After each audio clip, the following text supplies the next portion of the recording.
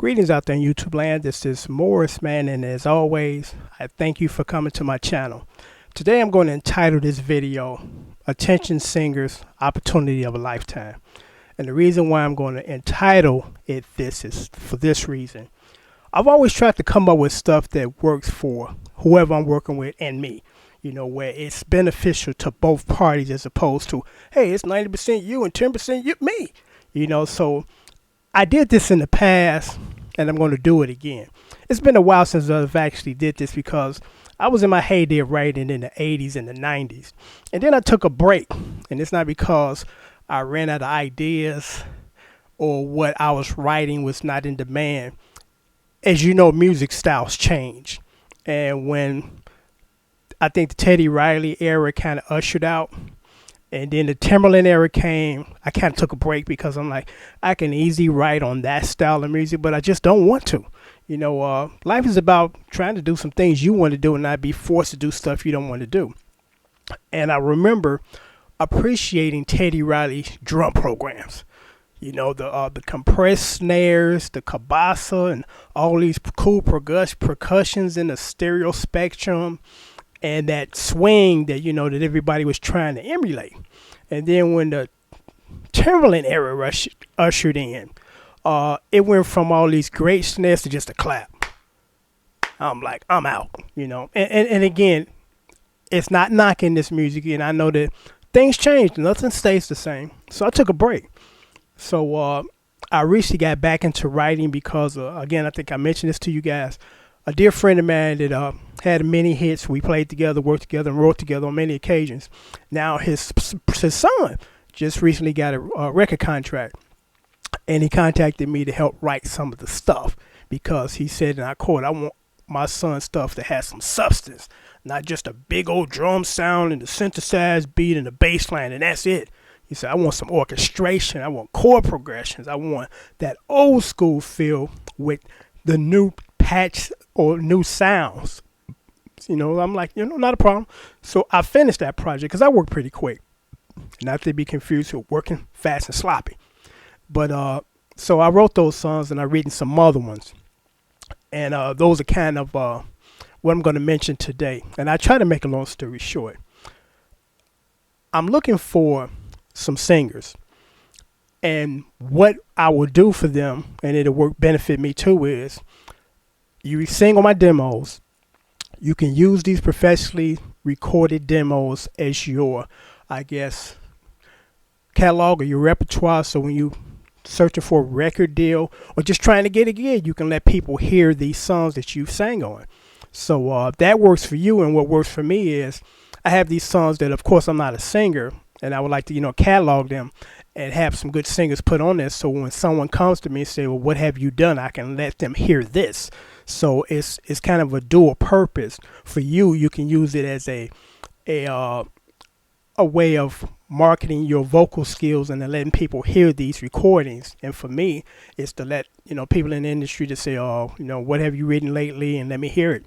So it works because reason why it's really beneficial to you is you know, if you don't have a band or maybe $2,000 to go into a recording studio and put together demos, you know, this works for you.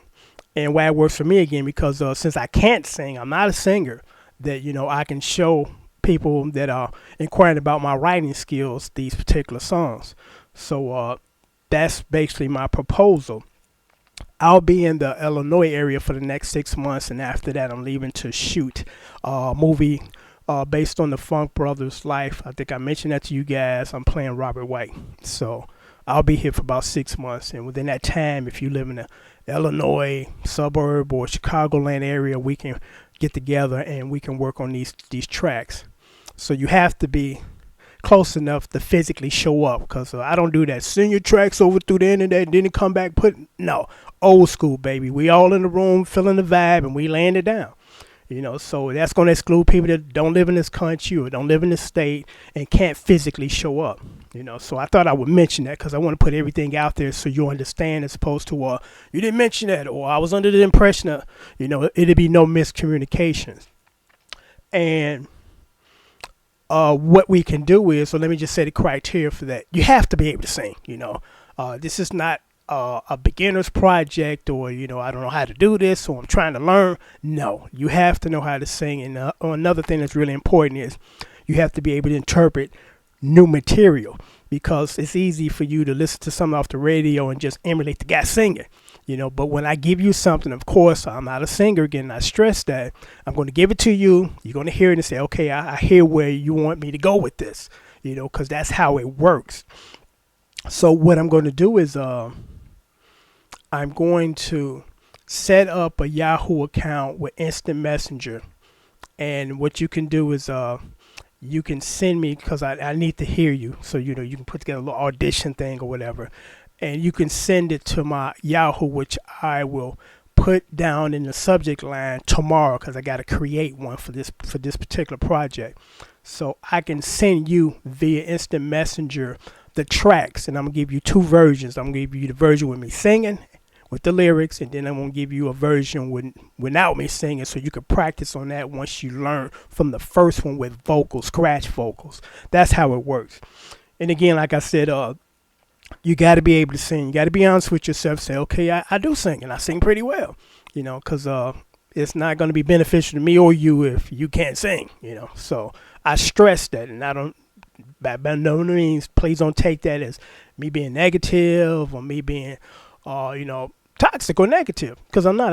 The fact is, you got to be able to sing, You don't have to be the greatest singer in the world, but you got to be able to sing. And of course, I'm going to be able to help you with the vocal arrangements if need be. And in most cases, I do, add my input as far as try it this way and then try it this way. Then we do some harmonies, and here are the notes for the harmonies. So I can help you with that. So again, my proposal is this: for any inspiring singers that can sing, is in the Chicago or Illinois land area, for the next 6 months, we will work on projects together. And the benefit is for you is you don't have to go hire a band or spend thousands of dollars in the studio to put together a demo. We're going to do all that here. And I'm thinking as far as what else do I need to add. And of course, female and male singers, because I got two tracks that I wrote for female, just unbelievable. I mean, these are some really nice tracks. I surprised myself because, again, for most of you, you know me as the guitar playing dude. But when I write, 90% of my stuff is keyboard based. I play keyboards on the songs that I create. I rarely ever even play guitar on my demos. I mean, I don't know why. I think one reason is it's hard to get a really good guitar sound. I mean, it's easy to plug your synthesizer into the mixing board, and it's ready to go, But for guitar, it takes a little more work, So I think that's one reason why I don't do it. And I've always been a huge fan of the piano, because Larry Old School Funk, the only person that caught this, and he said this, and I'm like, you absolutely right. He said that Morrisman is a guitar player playing keyboards. And you absolutely right. The way that I play my guitar chords and the way that I arrange is something how a piano player would do it. And I got that from Nile Rodgers, because Nile Rodgers kind of replaced the guitar of the piano in his stuff. And the guitar was the main thing, even though there was some piano in the background kind of accompanying his chords. But his chords were the main chords. So Old School Funk, you right on the money about that. I mean, I am a keyboard player playing guitar.